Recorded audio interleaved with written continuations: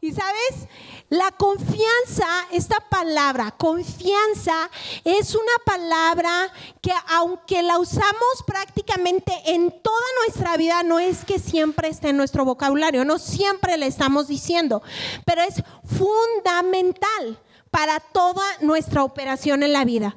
¿Sabes? Nosotros necesitamos confianza para comer en los tacos de la esquina, porque cuando el taquero te dice que la carne es de res, tú confías que efectivamente la carne es de res, ¿cierto?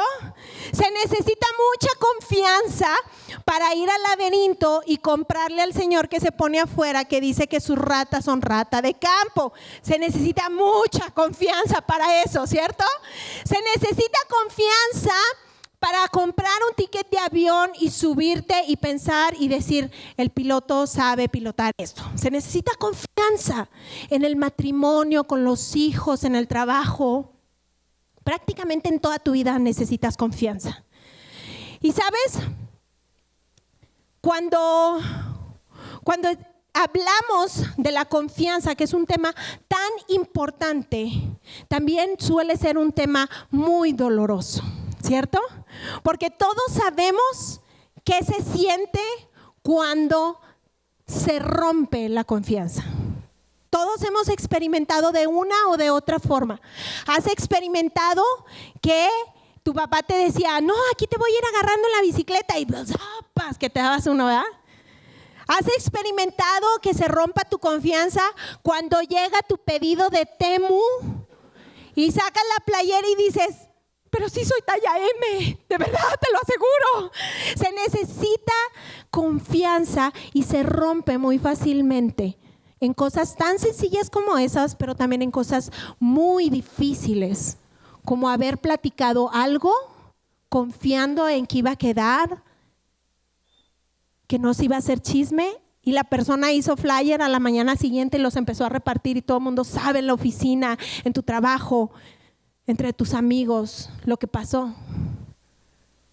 Y hay cosas muy serias en realidad cuando hablamos de pareja, cuando se rompe la confianza entre un esposo y una esposa porque hay infidelidad, porque hay deshonestidad.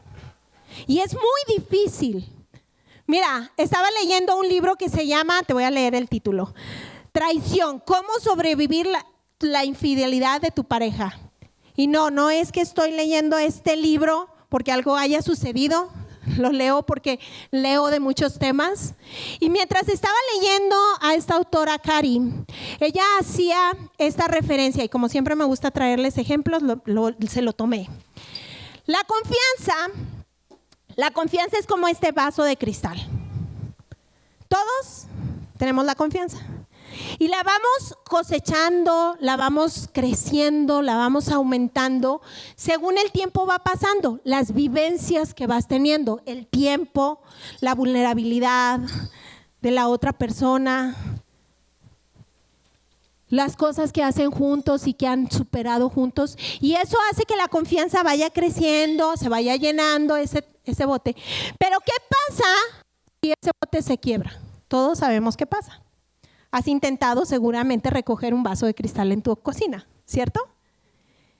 Y ya sea que la recoges con un cuidadito porque, ay, no me voy a cortar, y a veces pasa que te cortas. Te pones los zapatos para que no andes, los niños, no andes descalzo porque hay vidrios, aunque ya trapeaste 3 veces, ¿va? Y ¿sabes? Cuando se rompe la confianza, como se rompe ese vidrio, nadie en su sano juicio trata de levantar los pedazos y volverlos a acomodar, ¿cierto? Y pegarlos. Nadie lo hace. Pero la realidad es que la confianza, ¿por qué? Porque duele. Sería doloroso, sería peligroso y sería prácticamente imposible, ¿cierto? ¿O no es cierto? ¿Sabes? Pero los seres humanos insistimos en seguir poniendo nuestra confianza en vasos de cristal que se rompen. Salmo 146, versículo 3 y 4 dice, no pongan su confianza en poderosos ni en ningún mortal, porque no pueden salvar. El día que muere, vuelven a la tierra y asimismo, ese mismo día, todos los planes se acaban. No pongas tu confianza en vasos frágiles. Porque cuando los pones y se rompen, tu vida se ve bien, bien difícil. No me vas a dejar mentir que cuando no tienes confianza, la verdad es que empieza a entrar miedo, ansiedad, estrés. Muchos tenemos dificultad en nuestra identidad. Empiezas a pensar, entonces, ¿sí soy lo que debo de ser? ¿Debo de cambiar? ¿Hice algo mal? ¿Estoy mal? Otros se vuelven tóxicos en sus relaciones. De repente parece que no tienes amigos, porque todos salen huyendo.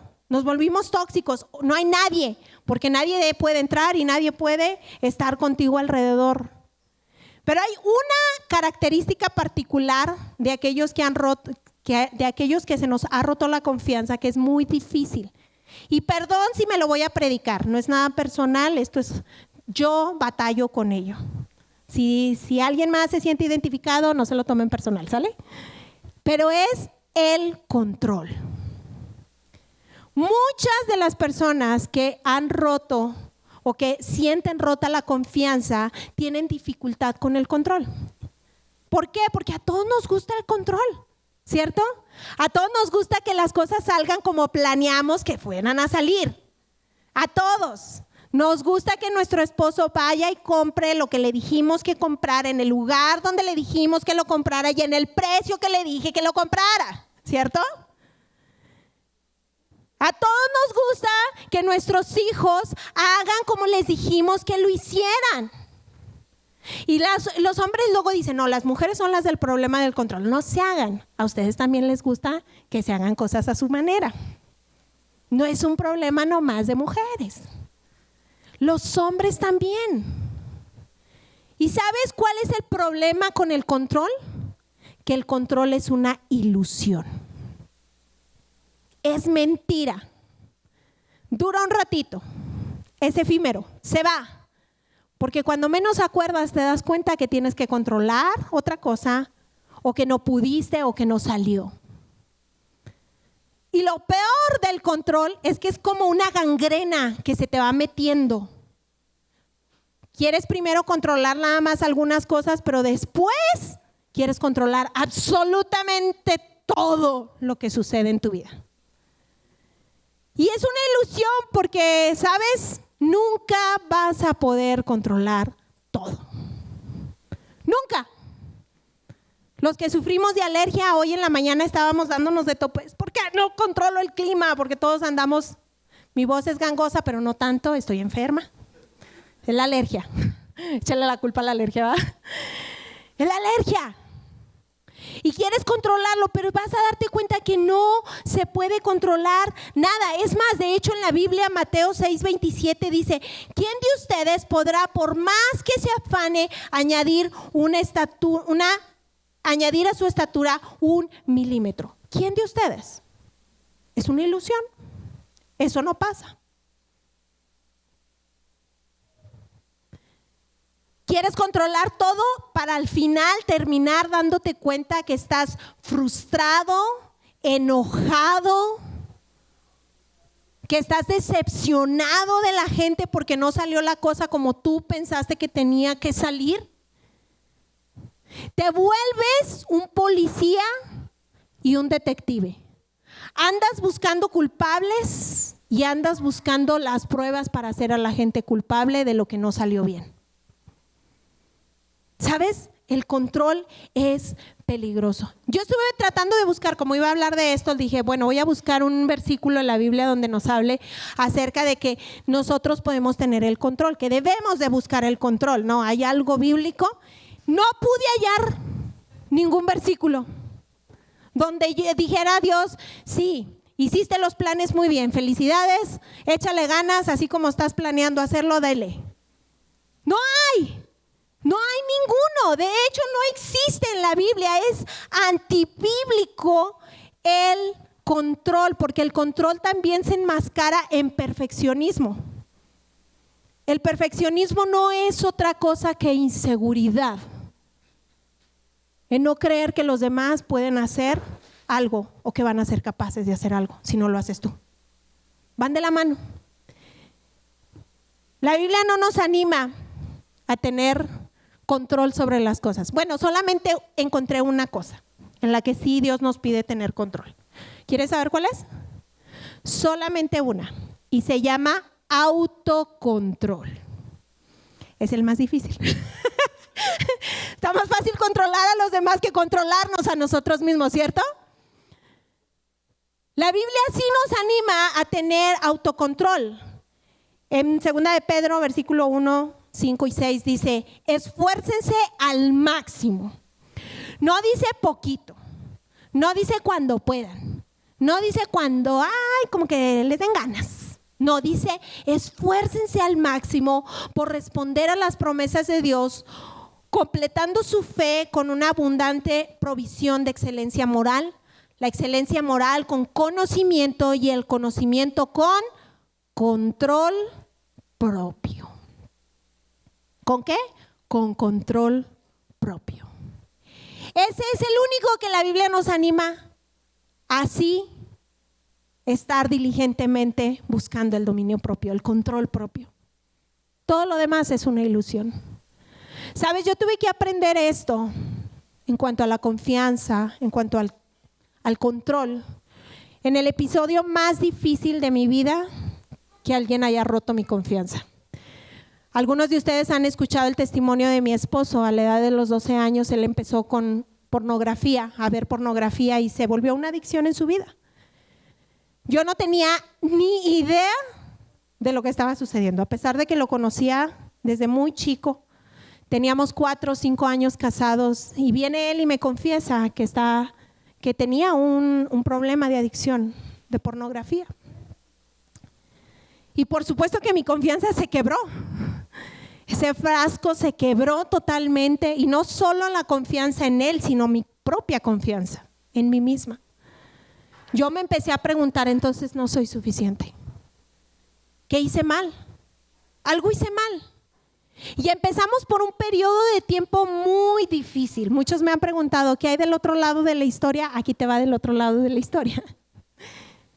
Mi vida fue un caos, un desastre. Empecé a dudar de todo, de él, de mí. Empezamos a ir a procesos de consejería, de psicólogos. Empezamos a hacer cosas seguíamos todos los planes que nos decían, y no estoy diciendo que todos ellos eran malos, eran buenos, son herramientas útiles, necesarias, pero a pesar de que poníamos en práctica lo que nos decían, cada vez que Joel entraba al baño con el teléfono, para mí era caos en mi cabeza. ¿Qué está viendo? ¿Cuánto tiempo lleva? ¿Dónde está la aplicación que me deja ver qué está viendo? Me volví. Si ya de por sí tenía problemas con la ira, era cerillo. Y ¿sabes? Lo intentamos y lo intentamos y lo intentamos. Nos enojábamos, nos gritábamos, nos volvíamos a contentar y volvíamos a intentar otro proceso, y no salía y volvíamos a caer y volvíamos a caer.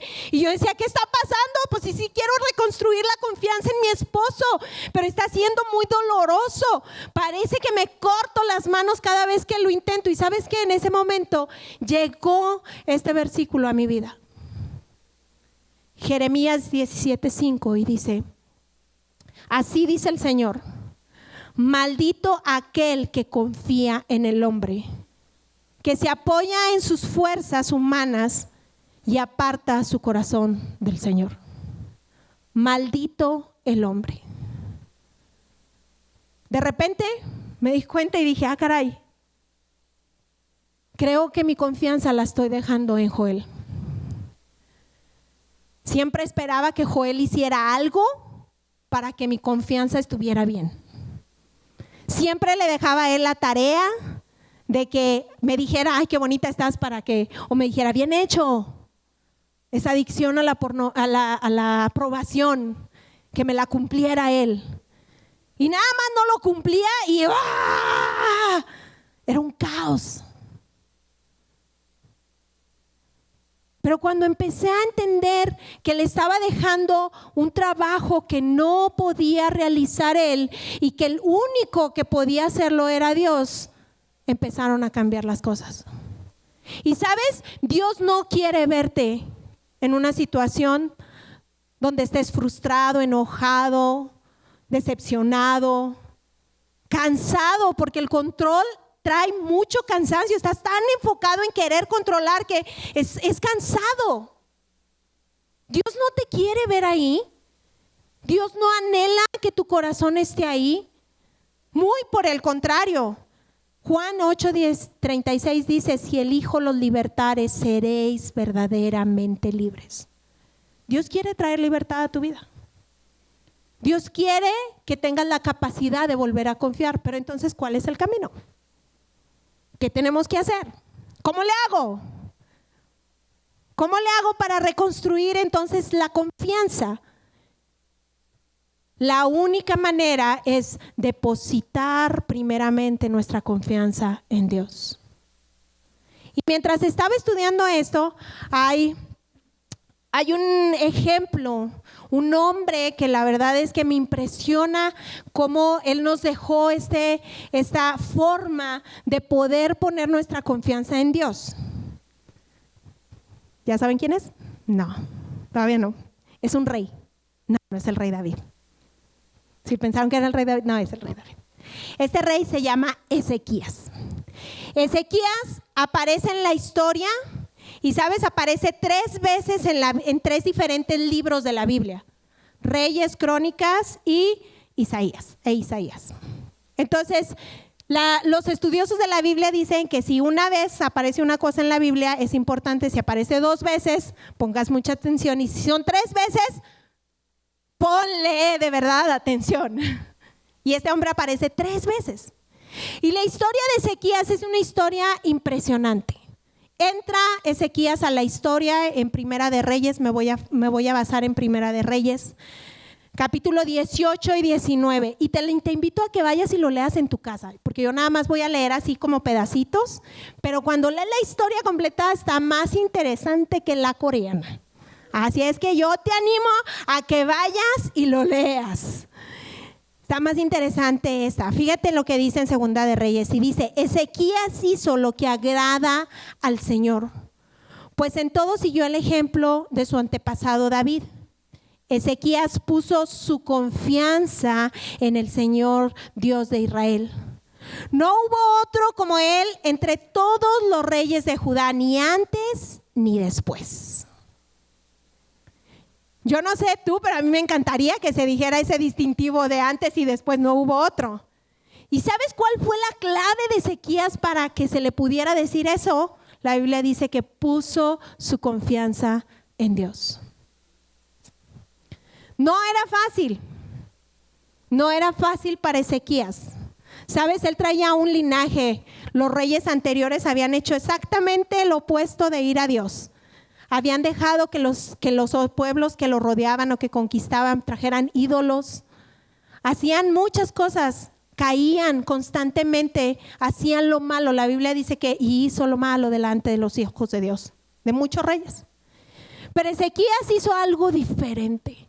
Y cuando yo estaba leyéndolo dije, yo tengo que aprender algo de él.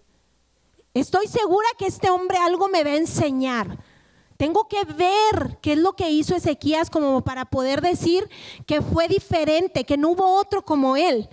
¿Y cómo fue que lo hizo? La primera fue puso su confianza, pero ¿cómo se ve la vida de una persona que tiene su confianza puesta en Dios? Es una buena pregunta, ¿verdad? ¿Cómo se ve? ¿Cómo se ve eso? ¿Cómo lo hacen?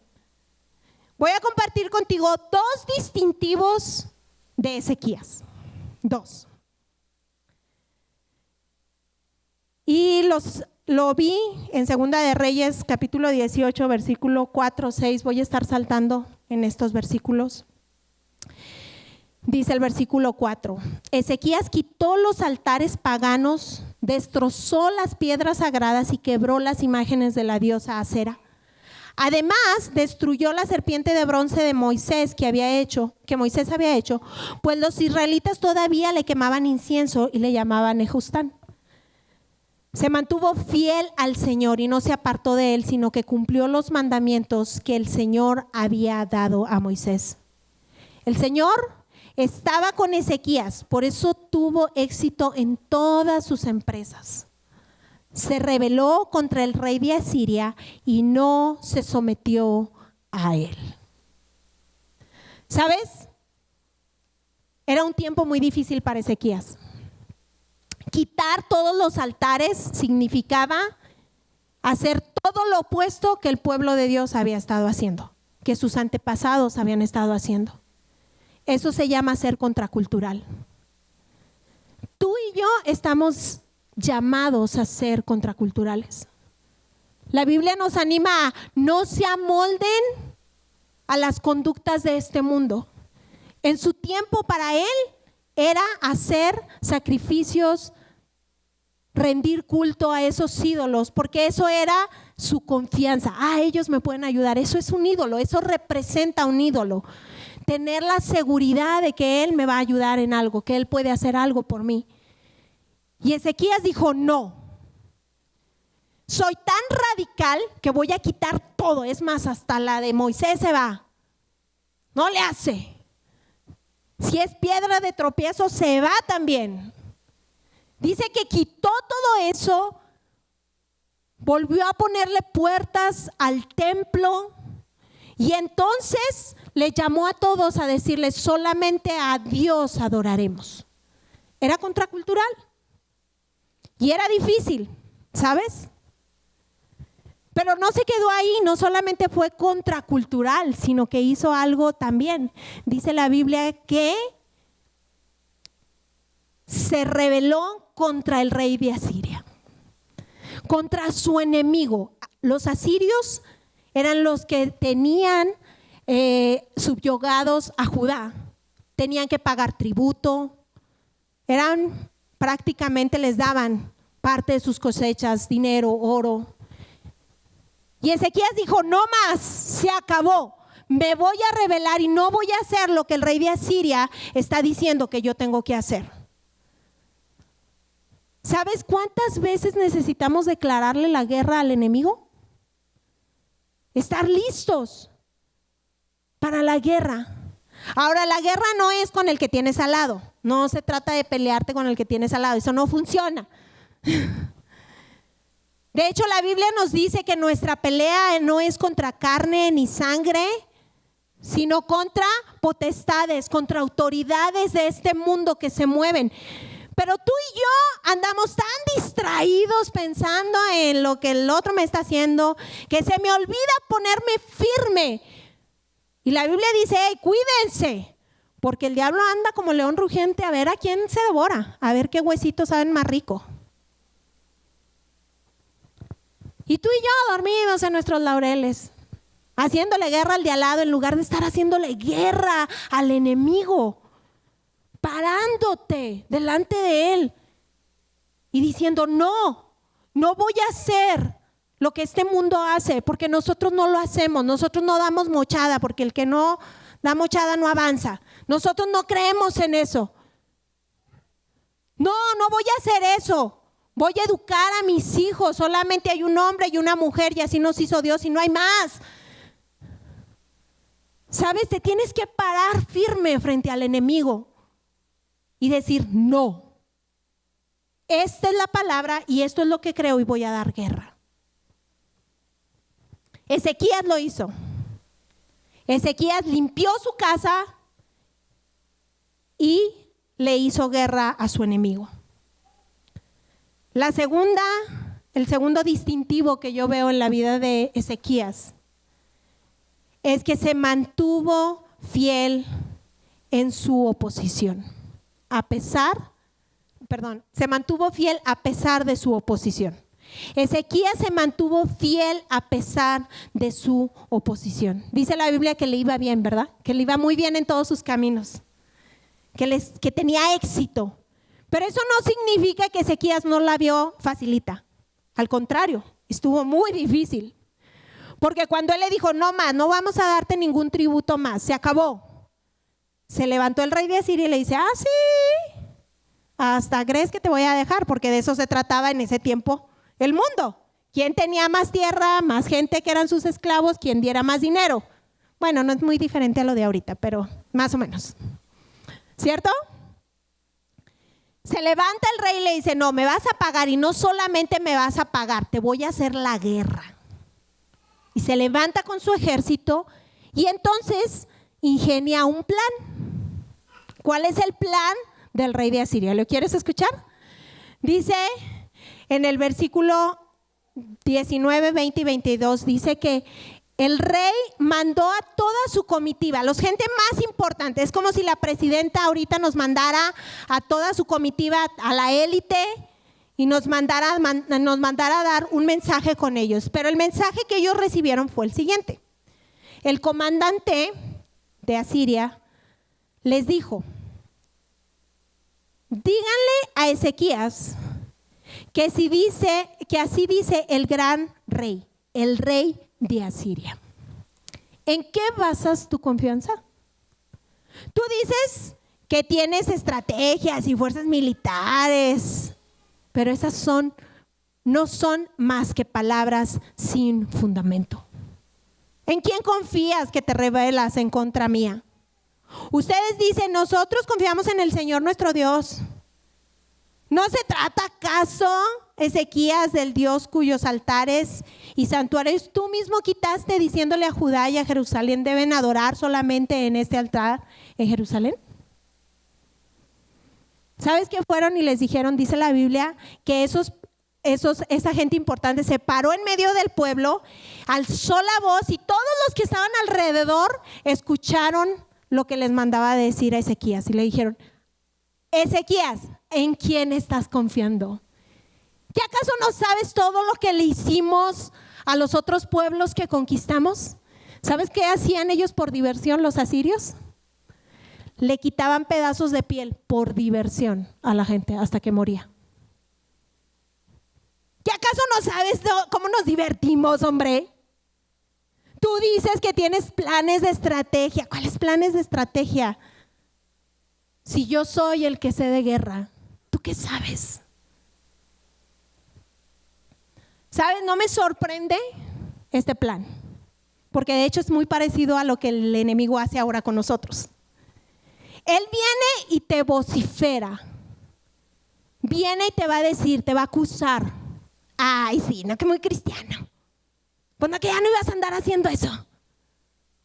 Ay, sí, ahora resulta que porque ya vienes a la iglesia. ¿Que no te acuerdas de todo lo que hacías? Él va a venir y te va a aventar cosas en la cara. Te lo va a recordar. Te va a estar diciendo cosas de las que él ha hecho. ¿Que no viste cómo nos fue la vez pasada que hiciste esto?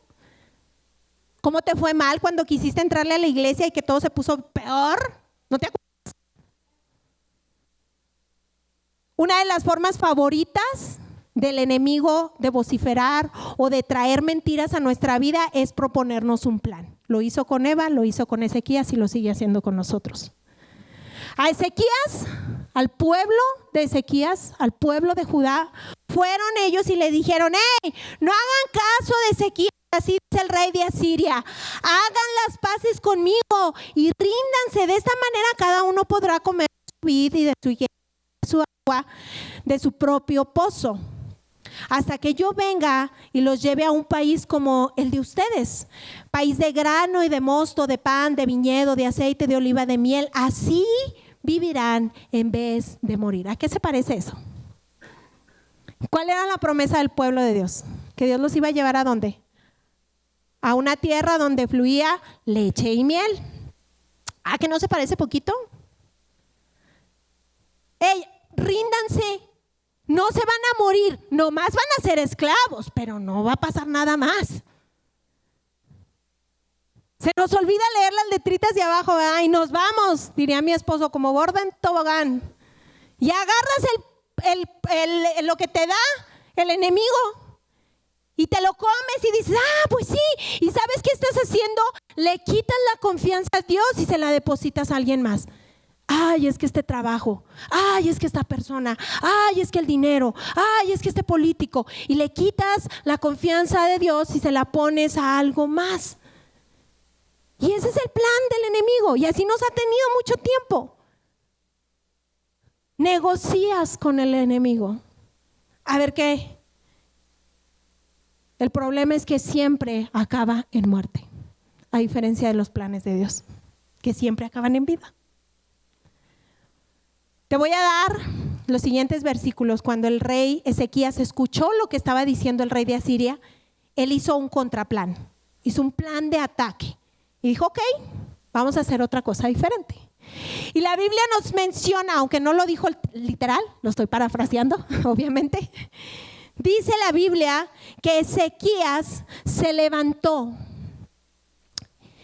Y si no estás anotando, yo te animo a que lo anotes porque un día lo vas a necesitar. Y si lo estás anotando, anótalo en mayúsculas porque es un plan inefable. Es un plan que siempre te va a funcionar. Siempre. Nunca te va a fallar este plan.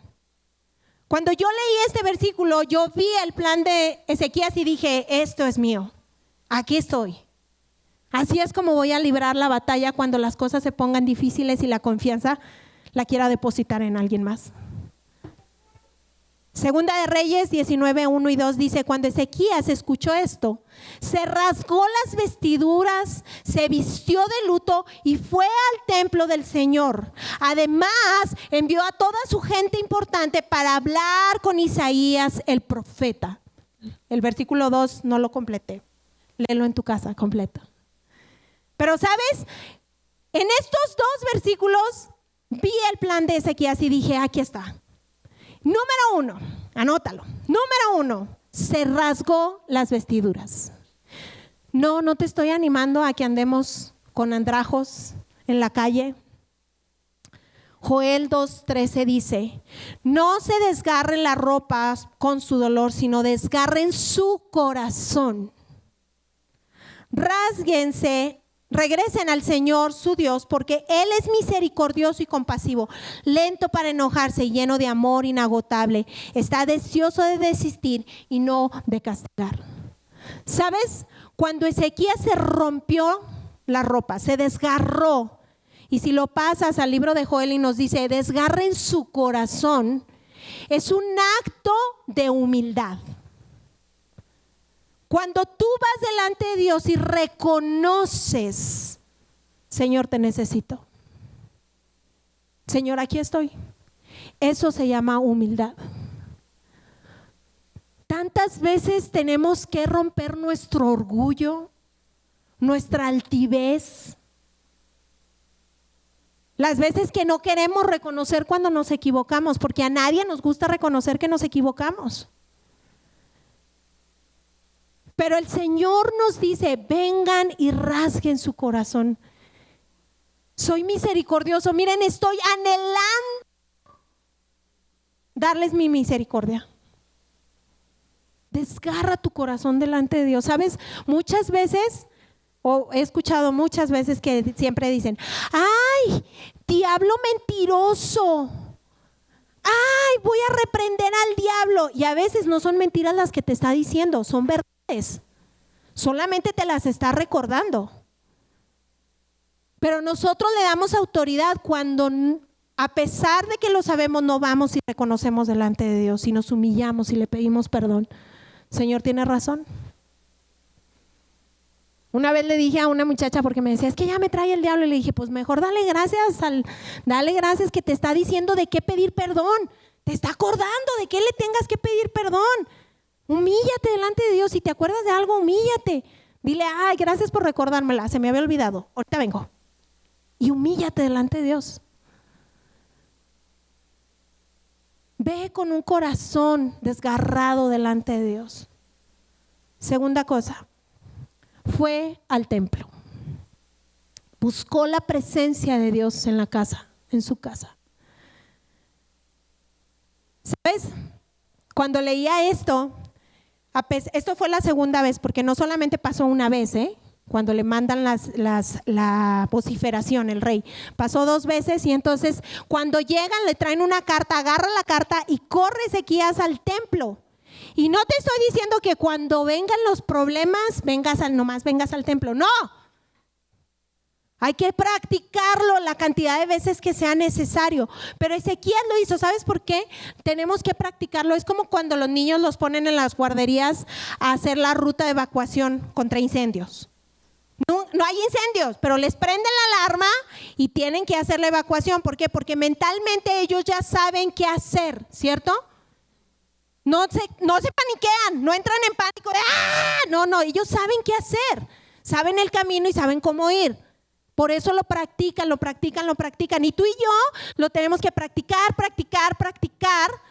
para poderlo aplicar cuando hayan ese tipo de situaciones. Cuando se ponga la cosa difícil. Pero a veces negociamos en nuestro tiempo en la iglesia. Llega el fin de semana, ay, es que hoy había agua para lavar. ¿Perdón?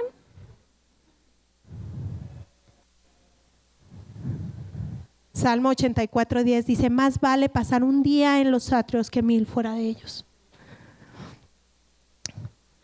O la otra, está más fácil decirle al pastor, ¿verdad? Pastor, usted que está más cerca de Dios, usted que a Dios sí lo escucha, ore por mí. Está bien fácil eso y dejarle la responsabilidad al otro de lo que uno individualmente tiene que orar. Desarrolla un espíritu que ore. Ese no se da solito, ese no es como que, ¡pim! Sucedió. Levántate a orar, vente los miércoles a las 6 de la mañana, busca a Dios. Haz una prioridad en tu vida, en tu casa, con tu familia, estar en la presencia de Dios, llegar temprano a la oración, llegar temprano a la alabanza.